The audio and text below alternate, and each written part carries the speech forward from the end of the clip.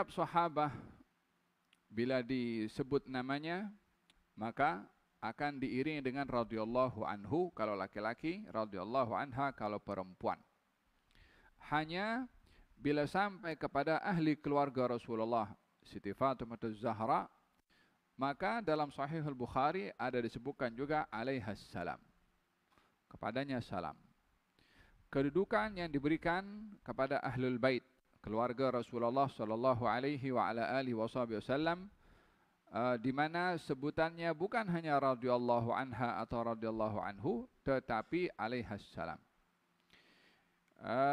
Ini farak, serpihan daripada salawat dan salam yang diperintahkan di dalam syariat kita kepada Nabi Muhammad dan juga kepada ahli keluarga Nabi Muhammad sallallahu alaihi wasallam.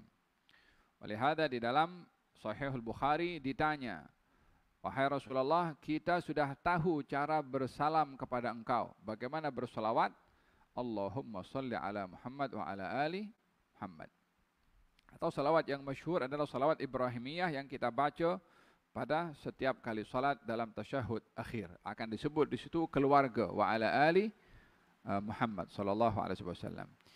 Dan oleh kerana kepada Rasulullah ada salawat dan salawat dan salam itu juga kepada ahli keluarga Rasulullah sallallahu alaihi wasallam, maka kepada ahli keluarga Rasulullah juga disebutkan alaihas salam kalau Siti Fatimah, alaihis salam kalau kepada Sayyidina Ali atau Sayyidina Hasan dan Husain alaihis salam juga, karena perintah bersalawat dan salam itu bukan hanya kepada Nabi tapi juga kepada ahli keluarga Nabi sallallahu alaihi wa ala alihi wasallam. Jadi ahli sunnah juga mengiktiraf, mengakui dalam mengucapkan salam kepada ahli keluarga Nabi Muhammad sallallahu alaihi wasallam.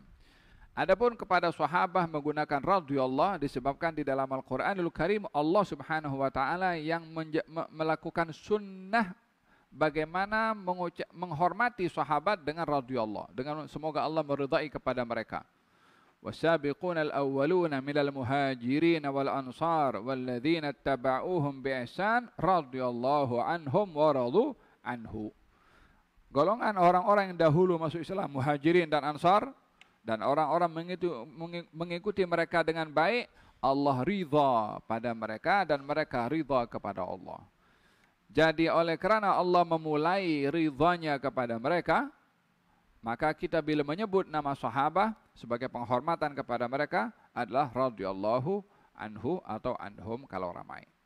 Kepada selain daripada sahabat, bila sudah meninggal dunia, kita menyebutkan rahimahullah. Rahimahullah, semoga Allah merahmati. Tapi sahabat radhiyallahu, sebab Allah Subhanahu wa taala sendiri yang menyebutkan di dalam Al-Qur'an ridhanya kepada para sahabat Nabi sallallahu alaihi wasallam. Dalam hadis ini ada beberapa faedah yang kita perlu ambil. Yang pertama, dalil orang bertadarus. Dalil orang bertadarus.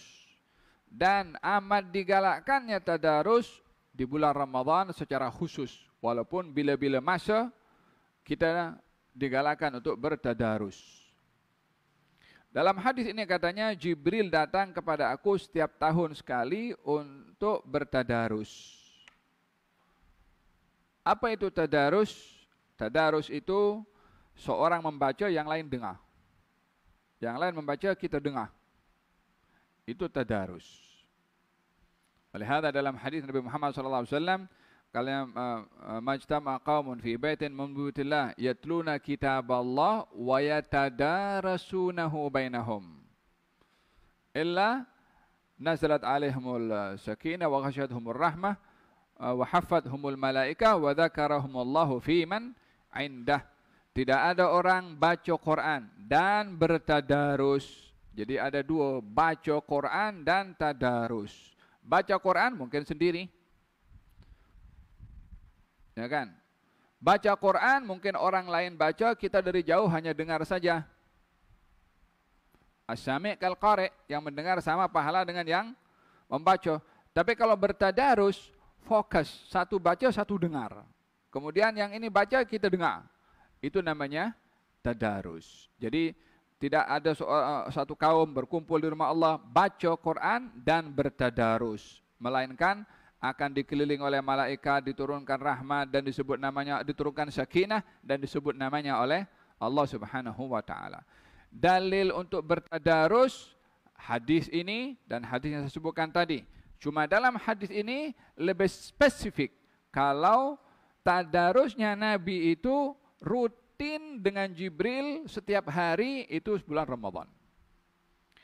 Lalu kenapa di bulan Ramadan? Satu, penghormatan kepada bulan Ramadan sebagai bulan nuzulul Quran. Kedua, hikmah daripada tadarusnya Nabi dengan Jibril adalah untuk menyusun Al-Quran seperti mana yang ada dengan kita sekarang ini. Sebab Quran turun tidak seperti yang ada dalam kita punya Quran sekarang. Kita punya Quran sekarang yang pertama Fatihah, yang kedua Baqarah, yang ketiga surat Ali Imran dan seterusnya. Bukan bermakna surat pertama turun kepada Nabi itu Fatihah, Baqarah dan juga Ali Imran seterusnya. Surat pertama turun kepada Nabi Iqra, tapi ada di juz 30. Akhir sekali. Siapa yang suruh letak juz 30? Jibril. Jibril daripada mana? Daripada Allah Subhanahu wa taala. Jadi ketika Jibril datang kepada Nabi bertadarus, Jibril mengatur ayat ini letak di sini. Ayat yang ini letakkan setelah ayat yang ini. Surat ini letak di sini. Surat yang ini letakkan setelah surat ini. Itu yang menyusun Jibril alaihissalam dengan baginda Rasulullah. Disusun sedemikian, baru Jibril baca, Nabi dengar. Ikut susunan Jibril.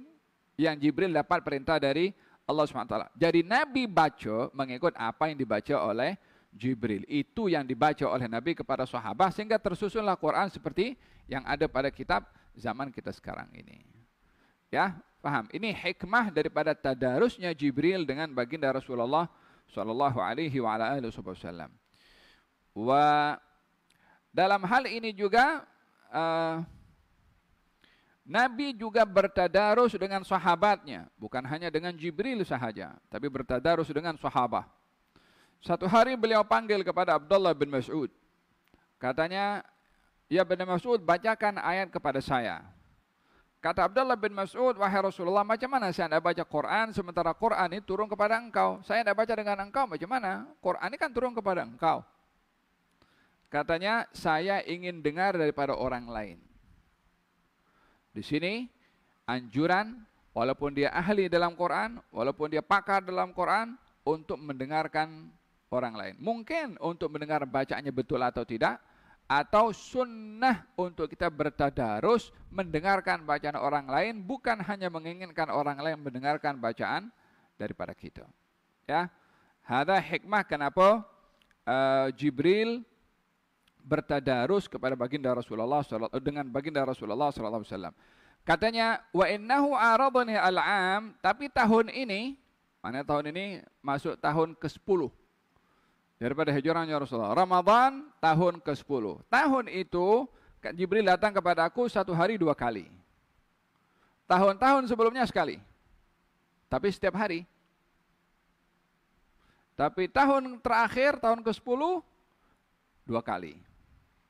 Jibril datang kepada baginda Rasulullah SAW bertadarus juga untuk memastikan susunan ayat, urutan ayat, susunan surat itu dipastikan, bacaannya itu keseluruhannya, mau bacaan yang yang sekarang waras ke yang macam-macam bacaan sekarang yang ada 7 qiraat mutawatir, secara keseluruhan semua itu dihimpun oleh Jibril kepada baginda Rasulullah SAW dan Nabi sampaikan kepada para sahabat sehingga masing-masing mengambil daripada bacaan yang didengar langsung oleh baginda Rasulullah. Satu hari Sayyidina Umar menjadi makmum.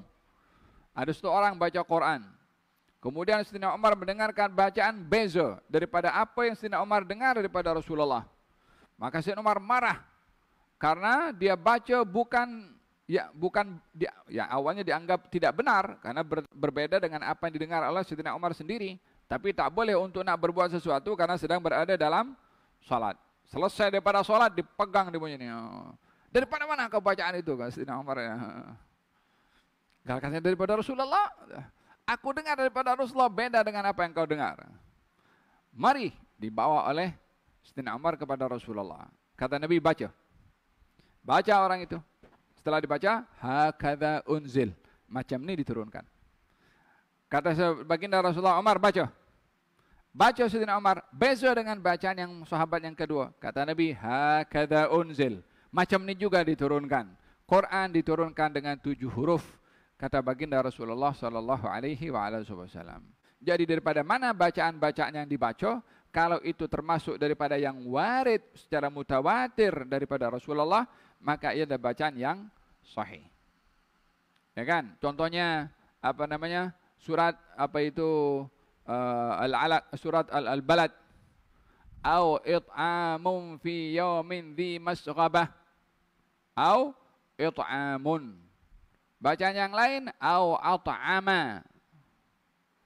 Bukan it'amun, at'ama. Bal tu'thirunal hayatad dunya. Bacaan yang lain, bal yu'thirunal hayatad dunya. Maliki yaumiddin. Maliki yaumiddin. Semua bacaan yang sahih. Faham tak? Jadi Jibril ketika datang kepada Rasulullah, secara keseluruhan itu diajarkan oleh Jibril kepada Nabi SAW. Ketika tahun ke-10 itu Jibril datang 2 kali, kata Nabi, saya melihat bahwasanya ajal saya makin dekat. Di sini, seseorang itu kadang-kadang boleh merasa ajalnya itu dekat. Tapi tidak dapat pastikan bila dia nak pergi. Tanda-tanda, rasa, ya, dia boleh tahu. Tapi kepastian bila, hanya Allah Subhanahu wa taala yang Maha mengetahui, dan itu adalah hal yang disembunyikan oleh Allah Subhanahu wa taala. Wa ma tadri nafsun madza taksibu ghadan wa ma tadri nafsun bi ayyi ardin tamut. Tak ada siapa yang tahu rezekinya esok apa nak dapat, dan tak ada siapa yang tahu di mana dia akan meninggal dunia. Maknanya ajalnya tidak ada siapa yang tahu kecuali Allah Subhanahu wa taala. Kata baginda Rasul, saya merasa ajal saya ini sudah makin dekat. Apa sebabnya? Kekerapan Jibril datang sampai sehari 2 kali, maknanya sudah hampir selesai tugas kamu menyampaikan Quran nih, sudah tersusun rapi dah.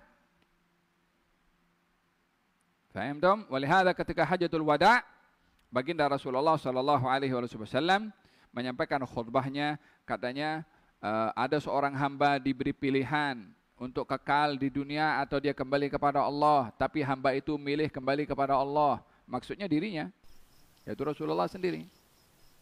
Kemudian dia bagi tahu, mungkin saja saya tak lama lagi dengan kamu. Mungkin saya akan satu hari akan dipanggil oleh Tuhan saya, maka dengarkan pesanan saya kepada kamu. Itu dalam khutbah Hajatul Wada. Ya kan? Oleh sebab itu, ini hin-hin yang diberi oleh Nabi kalau waktunya akan tiba untuk kembali kepada Allah Subhanahu wa taala. Balik daripada haji, bulan Safar beliau mulai sakit, dan bulan Rabiul Awal beliau meninggal dunia. Naam. Sallallahu alaihi wa alihi wasallam. Wa inni la ara al-ajala illa qad iqtarab. Ada beberapa hal yang menjadi asbab atau tanda ajal itu tiba, walaupun secara umumnya tak ada siapa yang tahu. Ada kalanya orang masih sehat segar bugar, innalillahi wa inna ilaihi raji'un. Tengah driving kena heart attack, innalillahi wa inna ilaihi raji'un. Tapi ada tanda-tandanya kadang-kadang. Satu hari Sayyiduna Ya'qub alaihi salam diziarahi oleh malaikat maut. Malaikat maut ziarah. Kalau minta tanya Jibril, okey lah. Jibril, wala Mikail, wala Israfil. Tapi didatangi malaikat maut, ini kan lain cerita. Keistimewaan yang ada para anbiya diziarahi oleh malaikat, termasuk malaikat maut, tapi datang berziarah. Tapi selain para anbiya, malaikat maut tak ziarah, datang untuk cabut. Maka satu hari Nabi Ya'qub diziarahi. Al-Imam Al-Ghazali ada cerita ini dalam kitab Mukasyafatul Qulub. Katanya Nabi Ya'qub tanya, kamu datang kepada aku ziarah atau kau datang kepada aku untuk cabut nyawa? Katanya aku datang untuk ziarah. Kata Nabi Ya'qub mengatakan, bolehkah kamu satu hari nanti kalau datang ingin cabut nyawa, kamu beri tanda-tanda kepadaku, bagi hin dulu kalau kau nak datang untuk cabut nyawaku. Katanya aku akan bagi tanda. Datang kemudian ditanya balik, Kamu datang ini untuk cabut nyawa atau ziarah? Katanya cabut nyawa. Engkau dah berjanji nak bagi tanda-tanda sebelum kau datang. Katanya sudah ada tandanya. Kalau apa itu? Kamu dahulu jalan segak, sekarang sudah slow. Kamu dulu tegap, sekarang sudah membongkok. Kamu dulu rambutnya hitam, sekarang sudah putih. 3 tanda. Ya, kembali kepada Allah Subhanahu wa taala. Walihada kata dalam Al-Qur'anul Karim ketika ditafsirkan Allah alau awalam nu'ammirkum ma yatadhakkaru fihi man tadhakkar wa ja'akumun nadhir. Ketika orang komplain kepada Allah, ya Allah aku nak balik ke dunia, aku nak beramal.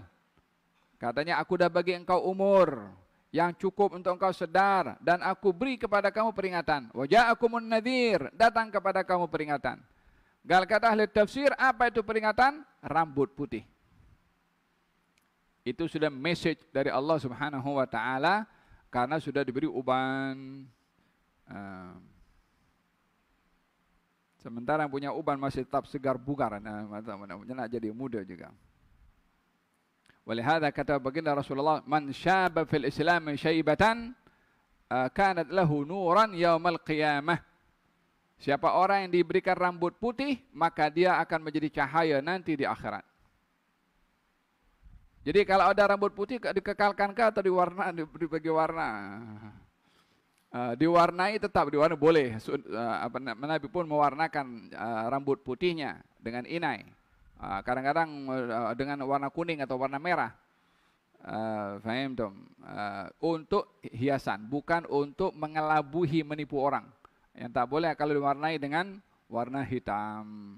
Nah, fattaqillaha, pesanan hikmah yang berikutnya dalam hadis ini adalah pesanan atau anjuran untuk orang berwasiat sebelum pergi.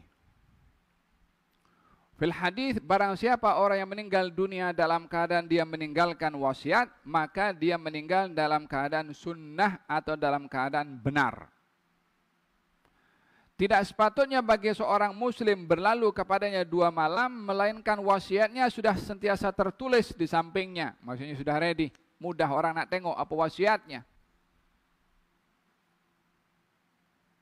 Lihat ada banyak dalam Al-Qur'anul Karim itu kan, ketika bercerita tentang warisan, untuk istri sekian, kalau tinggal oleh suaminya, maka hak daripada istri itu dan ahli waris diberikan setelah ditunaikan wasiat orang yang mati. Suami berhak daripada harta istrinya yang meninggal dunia setelah ditunaikan wasiat istri. Banyak disebutkan dalam ayat Quran tentang wasiat. Khususnya wasiat terkait dengan harta. Karena dalam ayat-ayat itu, warisan itu akan dibagi kepada ahli waris setelah ditunaikan hak si mati selain daripada haknya yang menjadi hak ahli waris. Apa hak si mati? Wasiat. Selesaikan wasiatnya dulu, baru selebihnya bagi kepada ahli waris. Bukan bagi ahli waris dulu. Karena wasiat hak si mati. Dan itu didahulukan. Apa hak si mati? Hutang. Apa hak si mati? Zakat. Apa hak si mati? Wasiat. Ini tunaikan dulu, baru selebihnya bagi kepada ahli waris. Maka dalam hal ini Nabi berpesan, fattaqillaha wasbiri. Hendaklah kamu bertakwa kepada Allah, wahai putriku, dan sabarlah kamu atas musibah yang akan menimpa kepada kamu. Kamu akan berpisah dengan ayahmu. Satu musibah yang besar berpisah dengan orang tua. Lebih-lebih lagi kalau orang tuanya adalah Rasulullah sallallahu alaihi wasallam. Fa innahu ni'mas salafu ana laki. Saya sebaik-baik pendahulu kepada kamu. Ya salam. Beliau bukan hanya berpesan bertakwalah kamu kepada Allah. yakni redhalah kamu dengan ketentuan Allah akan berlaku kepada kamu dengan aku pergi kepada Allah. Kemudian sabar, jangan mengambil tindakan-tindakan yang tidak elok bertentangan dengan syariah. Kalau berpisah dengan orang disayang, pukul-pukul diri, hentam ke dinding, mengatakan kata-kata yang seakan-akan tidak redha. Ya kan, orang-orang Arab jahiliyah dulu banyak yang dilakukan yang simbol kepada tidak redha dengan ketentuan Allah Subhanahu wa taala. Menangis, berteriak-teriak, berguling-guling, letakkan debu itu di kepala, kadang menghentakkan kepalanya ke dinding, kadang-kadang mengatakan, ya Allah kenapa aku ambil dia? Kalau dia ambil dah ready gitu. Lebih baik ambil saya dulu. Kalau dia ambil dulu dah terjamin masuk syurga. Macam tu. Faham tak? Kata-kata seperti ini kata-kata tak redha dengan ketentuan Allah. Walihada kata baginda Rasulullah ketika putranya Ibrahim meninggal dunia, katanya sesungguhnya innal aina la tadma wa innal qalba la yahzan wa inna li firagika ya Ibrahim la mahzunun walakin ma naqul illa ma yurdi rabbana inna lillahi wa inna ilaihi raji'un. Ibrahim, mata ini menangis, hati ini sedih. Berpisah dengan engkau ini hal yang susah, tapi aku tidak mahu mengatakan kata-kata kecuali yang menyebabkan Allah redha, yaitu inna lillahi wa inna ilaihi raji'un. Faham tom? Pesanan Nabi kepada Siti Fatimah, takutlah kamu kepada Allah, sabarlah, aku mendahului kamu, maknanya aku tunggu kamu di sana nanti. Isyarat di sini perhatiannya Nabi kepada putrinya hatta setelah wafatnya. Aku tunggu kamu di sana. Ni'mal salaf ana laki. Sebaik-baik pendahulu. Yakni kalau umpamanya orang itu saya pergi dulu, nanti saya sambut kamu di sana. Ya kan, macam itulah, lebih kurang. Aku pergi dulu, nanti aku tunggu engkau. Perhatiannya Nabi SAW kepada Sayyidah Fatimah Zahra. Oleh sebab itu daripada keluarga Nabi pertama yang meninggal dunia setelah wafatnya Rasulullah adalah Siti Fatimah. Beza 6 bulan lebih kurang. Walihada kalau ketika Nabi sedang terbaring di rumah Siti Aisyah radhiyallahu anha didekati oleh Siti Fatimah, dipanggil oleh Nabi sallallahu alaihi wasallam, kalau kemari. Duduk sebelahnya. Hal ini disaksikan oleh Sayyidah Aisyah dari jauh. Kemudian Nabi memberikan isyarat untuk mendekat, maka didekatkan telinganya seperti ini. Nabi bercakap sesuatu, kemudian diangkat kepala Siti Fatimah, dia menangis dengan tangisan yang tak berhenti. Kemudian dipanggil sekali lagi untuk mendekat, didekatkan telinganya. Diangkat, dia pun tersenyum. Tersenyum yang lebar. Kata Siti Aisyah mengatakan, saya tak pernah tengok orang ketawa selepas menangis secepat ketawanya Fatimah setelah dia menangis banyak, yakni baru saja menangis banyak terus ketawa. Selesai daripada ziarah itu, Siti Aisyah ingin tahu apa dicakap. Sampai yang pertama dia menangis, yang kedua dia ketawa. Katanya, ayah kamu cakap apa? Kata Siti Fatimah mengatakan, dia cakap kepada aku secara senyap-senyap. Mana boleh aku beritahu kepada engkau? Kalau sesuatu itu boleh terdedah, dia cakap kuat-kuat. Tapi dia panggil, cakap senyap-senyap. Maknanya dia tak nak aku buka. Aku tak boleh beritahu. Nak jaga hormat kepada Rasulullah. Cakap senyap-senyap pun dia tak mau beritahu apa dia cakap. Wafat Rasulullah, Siti Aisyah masih curiga apa dicakap ini. Katanya Nabi sudah tiada. Kalau kamu buka sekarang, kamu sudah tidak lagi menyalahi karena orangnya sudah tidak ada. Ngal apa dicakap? Ngal ada poin yang pertama, dia panggil aku, dia bagi tahu kalau beliau akan pergi. Maka aku menangis. Kali yang kedua dia panggil aku, dia bagi tahu kalau aku adalah orang pertama yang akan datang menyusul kepada beliau. Maka aku gembira. Tepat 6 bulan setelah wafatnya Rasulullah, Siti Fatimah meninggal dunia. Rawahu al-Bukhari wa Muslim. 6. Hadis yang ke-45.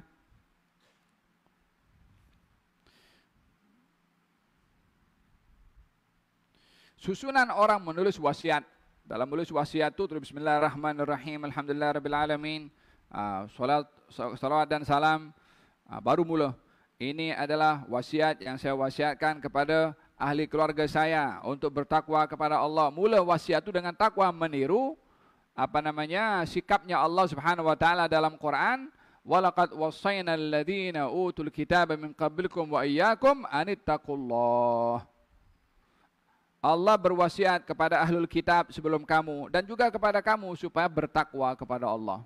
Oleh karena dalam Quran Allah berwasiat dengan takwa, kita kalau menulis wasiat pun dimulai wasiat itu dengan takwa, meniru perbuatannya Allah. Setelah itu baru tulis wasiat-wasiat yang lain. Saya mau dikebumikan di sini, yang mengemandikan saya adalah ini, harta saya ya sekian untuk untuk fulan selain pada ahli waris lah, atau masjid atau surau atau anak yatim atau madrasah contohnya lah.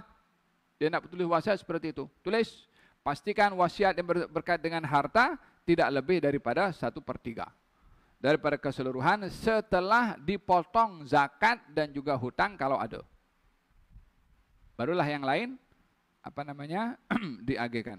Hutang dulu atau zakat dulu, kemudian hutang, kemudian wasiat. Baru selebihnya milik ahli waris. Nah. Kemudian setelah pesan-pesan wasiat, wassallallahu alaihi wasallam Muhammad wa ala alihi wasallam. Nah. An Sahal bin Sa'ad radhiyallahu ta'ala anhu an Rasulillah sallallahu alaihi wa alihi wasallam qala inna fil jannati baban yuqalu lahu ar-rayyan yadkhulu minhu as-sha'imun yawm al-qiyamah la yadkhulu minhu ahadun ghairuhum yuqal ayna as-sha'imun fayaqumun la yadkhulu minhu ghairuhum fa idza dakhalu ughliqa falam yadkhul minhu ahadun rawahu Bukhari wa Muslim. Daripada Sahal bin Sa'ad radhiyallahu anhu katanya Rasulullah sallallahu alaihi wasallam bersabda, sesungguhnya di surga terdapat satu pintu yang diberi nama Ar-Rayyan. Orang yang berpuasa akan masuk ke surga melalui pintu itu pada hari kiamat kelak. Tiada sesiapa pun selain mereka yang akan memasukinya. Akan dibuat satu seruan, di manakah mereka yang selalu berpuasa? Lalu mereka akan bangun dan masuk surga melaluinya. Tiada sesiapa pun selain mereka yang akan masuk melalui pintu itu. Apabila mereka telah masuk, pintu itu ditutup agar tiada sesiapa pun yang dapat memasukinya. Hadis ini memberitahukan kepada kita bahwasanya surga ini daripada 8 peringkat nama pada surga. Pada setiap surga ada pintu untuk melalui pintu tersebut masuk ke dalam surga. Dengan demikian, surga ada pintu, neraka pun juga ada pintu. Dalam hadis Nabi Muhammad SAW, beliau menceritakan tentang bila orang itu selesai daripada proses di padang mahsyar, baginda Rasulullah akan pergi ke pintu surga dan ada ketukan hilak. Hilak itu kalau pintu biasanya pintu yang besar tinggi, dia ada besi untuk nak ketuk tuh. Nah, jadi ketuk bukan pakai tangan, besi itu. Itu namanya hilak. Di surga pun ada juga. Yang akan gunakan hilak, itu ketukan pintu itu adalah Nabi SAW. Akan diketuk seperti itu. Pintu surga dikawal oleh malaikat namanya Ridwan. Lalu ditanya, siapa? Tak langsung dibuka, tanya dulu siapa? Gal Muhammad. Ketika diberitahu adalah yang mengetuk adalah Rasulullah, katanya bika umirtu. Dengan engkau aku diperintahkan untuk buka. Yani kalau ada orang lain yang ketuk pintu, siapapun hatta para anbiya tak dibuka dulu. Sebelum Rasulullah yang ketuk pintu untuk dibuka pintu surga. Tak akan masuk orang ke dalam surga sebelum Rasulullah SAW dan umatnya masuk terlebih dahulu. Hanya ada dalam pintu surga ini namanya Babu Ar-Rayyan. Ar-Rayyan daripada kata Ar-Ray. Ar-Ray, kalau orang haus, kemudian minum, hilangnya dahaga, itu namanya Ar-Ray. Oleh karena orang itu menjaga di dunia dengan berpuasa, menahan haus dan juga lapar, maka pintu laluan masuk ke surga adalah pintu Ar-Rayyan. Sesuai dengan perbuatannya.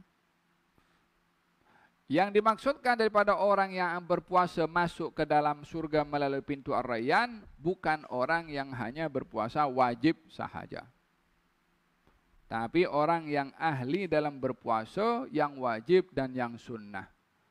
Berpuasa yang sunnah bukan hanya berpuasa hari ini, bulan ini aku nak puasa Senin. Bulan depan tak puasa. Bulan berikutnya tak, orang yang ada wirid dalam berpuasa, continue dalam berpuasa, semakin banyak dia menjaga puasa-puasa yang sunnah, dilakukan secara istiqamah, dia layak kriteria untuk masuk melalui pintu Ar-Rayyan. Jadi kalau hanya melakukan puasa-puasa wajib Ramadan sahaja, maka kalau dia masuk surga, masuk daripada pintu-pintu biasa. Tapi kalau dia ahli dalam berpuasa, maka dia akan melalui namanya Ar-Rayyan. Mungkin VIP ke, lebih mudah masuknya. Naam. Qal yuqalu lahu ayyuna as-shaimun, mana orang berpuasa. Ada pintu-pintu lain, ada pintu babus sedekah, ada pintu salat untuk masuk ke dalam syurga. Kata Sayyidina Abu Bakar, ya Rasulullah, daripada pintu-pintu syurga yang banyak itu, ada tak orang yang boleh masuk daripada semua pintu itu? Ada. Kata Nabi, ada. Dan saya berharap kamu salah seorangnya. Ya, ini merujuk kepada Sayyidina Abu Bakar As-Siddiq yang masuk free. Mau masuk daripada pintu Rayyan, faddalu. Mau masuk daripada pintu salat, faddalu. Mau masuk daripada pintu sedekah, faddalu. Dia boleh pilih. Atau mungkin sekaligus masuk kepada pintu semuanya. Kata Sayyidina Rasulullah mengatakan kepada Sayyidina Abu Bakar, wa arju an takuna anta minhum. Saya harap kamu salah seorang. Maksudnya apa? Peluang ada. Ingin masuk daripada pintu puasa, banyak berpuasa. Ingin masuk daripada pintu salat, jaga salat selain daripada salat fardu, pintu sedekah, dan begitu seterusnya. Semoga kita termasuk daripada orang itu ya. Amin ya rabbal alamin. Amin. Minimum masuk surga dulu lah. Minimum masuk surga. Itu sudah, nak tengok kita punya amal ini kan, Allah malu kita ni. Apa kita nak Allah? Apa kita nak cakap dengan Allah Subhanahu Wa Taala? Ya? Rayyan. Kata balik, Rayyan pun okey jadi tak?